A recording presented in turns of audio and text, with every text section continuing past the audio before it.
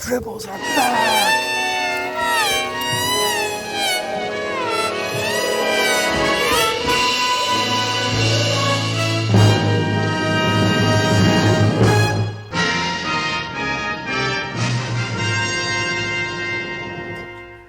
I'm Dave Page. Hey, and before we get started, hello to all the new subscribers. Hey, it's so fun to see how many of you guys also enjoy this great music and have found this tiny corner of the internet. Thanks for joining us. Well, this video is a companion to my earlier Scoring Star Trek Part 15 on the work of composer Jerry Fielding for episode 42, The Trouble With Tribbles. And I want to look carefully into just one music cue, which occurs near the end of the show, when Cyrano Jones has to pick up every tribble on the space station or face 20 years in a rehabilitation center. The cue, Poor Jonesy, is some of Star Trek's most unconventional music. And it's important right here to make a distinction between sound effects No thanks. and music.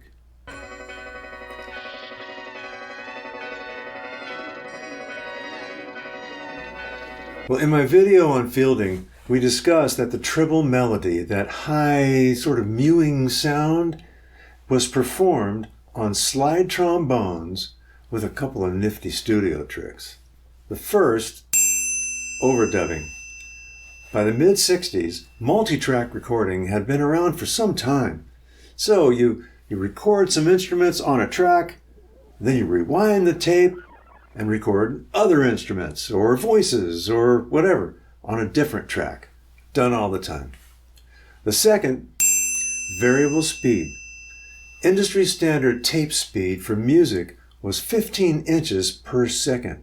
That's 75 feet of tape per minute. The faster the tape moves, across the recording head, the better the fidelity. The other speed was 7.5 inches per second, and then that was good for, speaking or sound effects, that kind of thing. But it could be used for music. The difference in speed also caused an octave difference in pitch. But don't take my word for it. The other speed is nice to have. For instance, when you want to transpose something down an octave. Yeah? So that means you can record something on 15 inches per second and then play it back at half speed, which means that the sound that you have recorded will become twice as long and will sound one octave down. The other thing is, of course, also possible. You can record at 7.5 and then play back at 15, which means that your sound will be twice as short and it will sound an octave higher. Well, Fielding had to mentally hear the tribble melody in real time and high pitch, and then imagine it down an octave and the tempo cut in half. And think of this, if there was backing music like sustained chords or other parts, that had to be recorded first, and then the playback slowed down to half speed in order to overdub trombone parts in their natural range at half tempo. Are you with me? Then resetting the playback to normal speed makes the orchestra sound right, but forces the overdubbed trombones an octave higher, which alters the overtone structure so that it sounds, funny.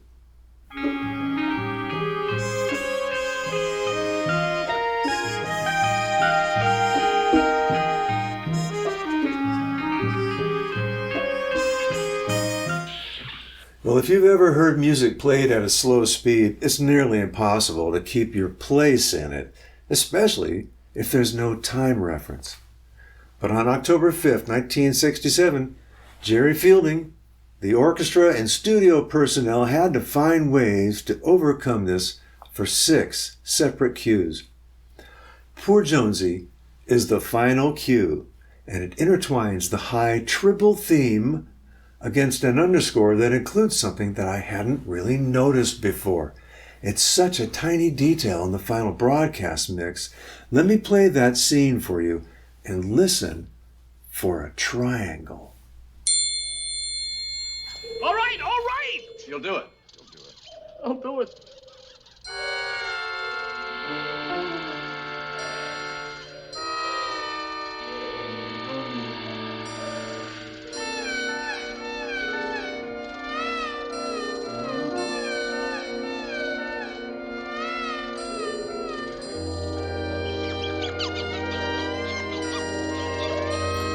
Okay, well, if you didn't hear it, don't worry about it.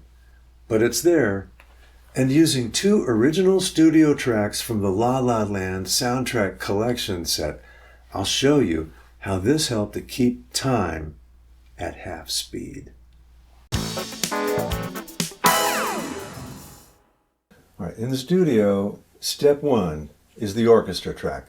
In this case, it's saxophones and brass, and then there's that triangle, which is more noticeable here.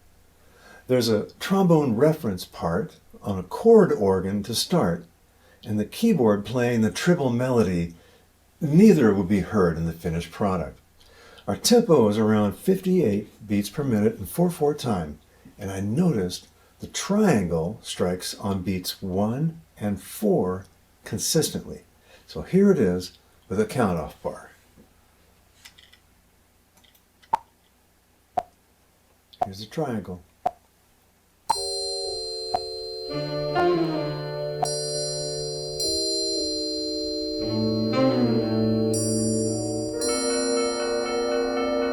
Hear the melody there? Keyboard. And that triangle again.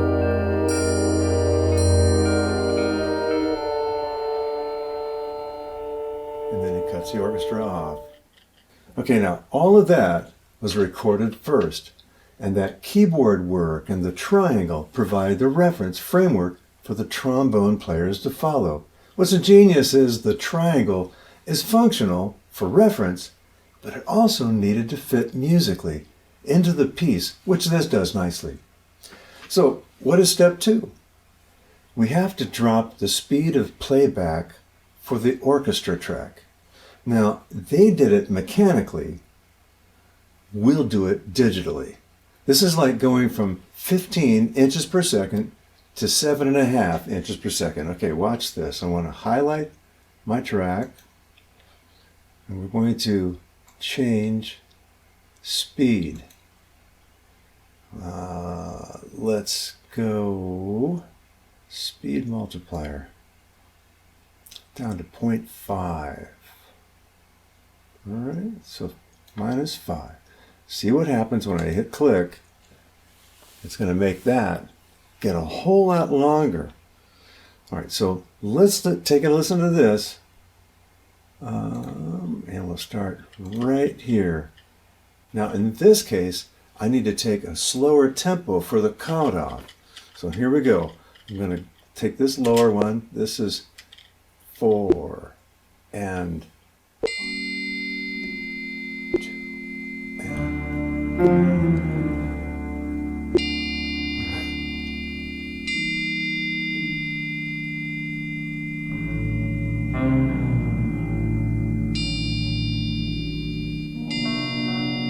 and there's our melody.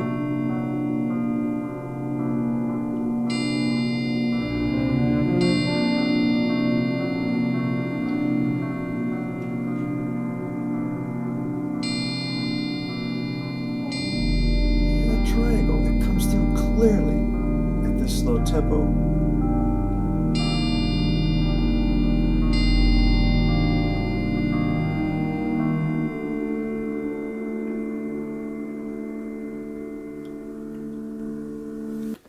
Now remember, the trombonist had headphones and they could hear exactly what we just heard, the triangle, that clavinet melody for reference.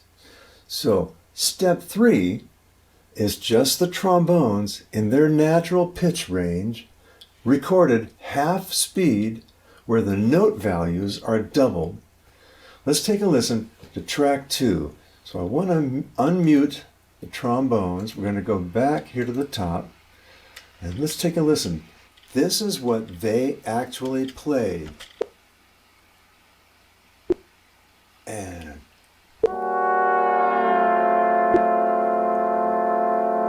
that's the real trombones playing there.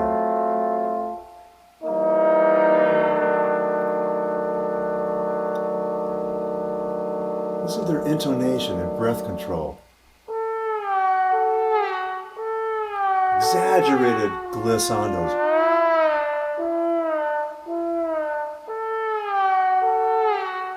real tight, weaving over each other. Check this out. 2. Right in tune.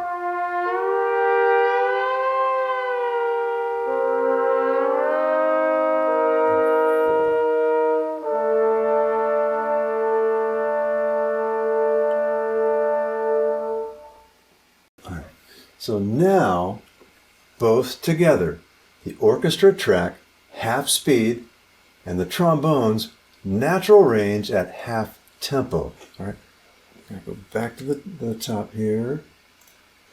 Unmute the orchestra. Let's listen to this. All together.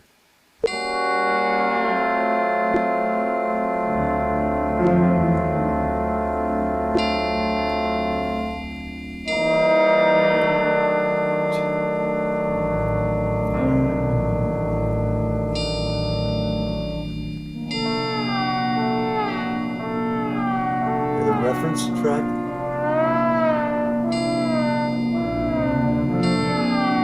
What's this?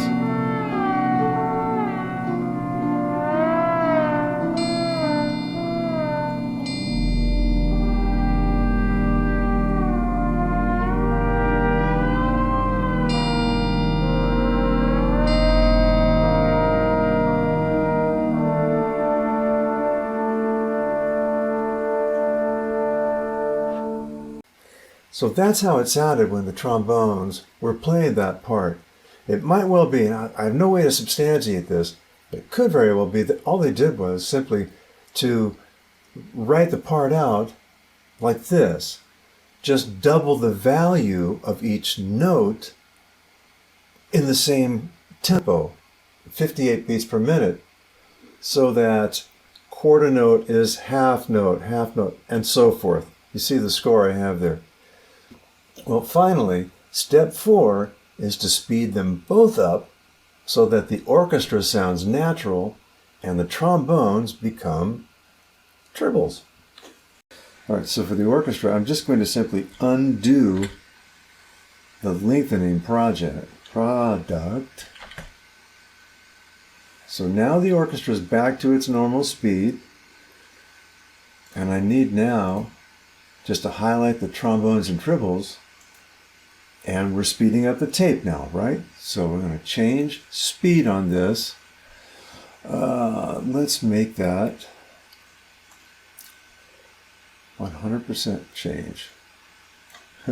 2.0. Speed multiplier. You see it changed? It jumped in? So now we're going to listen to the whole thing with our count-off bar. Orchestra and trombones together, just as we heard it on the cue. Here it is.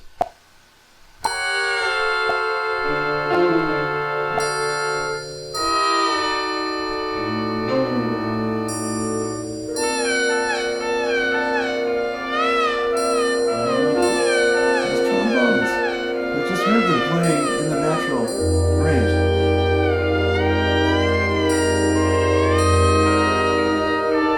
Well, pretty cool, huh? These guys just went in there and figured out how to do it. Jerry Fielding composed a complete score for Spectre of the Gun in Season 3. But before we get there, I have one last Season 2 score to discuss, and that will be Fred Steiner's partial score By Any Other Name. All right, we'll see you next time.